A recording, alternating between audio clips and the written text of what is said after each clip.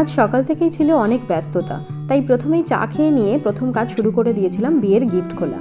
সেগুলো দেখতে দেখতেই আমার এক পুরনো স্টুডেন্ট আমার সঙ্গে দেখা করতে চলে এসেছিল তার বাড়ির গাছের সবজি নিয়ে। ওদের সঙ্গে যেন এক আত্মিক সম্পর্ক আমার গড়ে উঠেছে। কারোর দিদি, কারোর ম্যাম, কারোর আন্টি, এই ডাকগুলো যেন আমার কাছে বড্ড প্রিয়।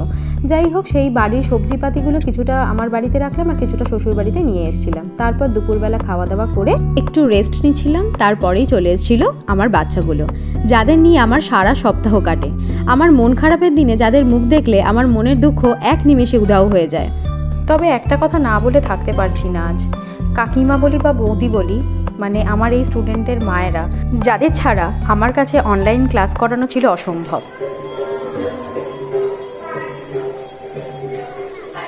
ঠাকুরের কাছে একটাই প্রার্থনা করো, আমি যেন সারা জীবন এই বাচ্চাগুলোকে নিয়ে ভালো থাকতে পারি।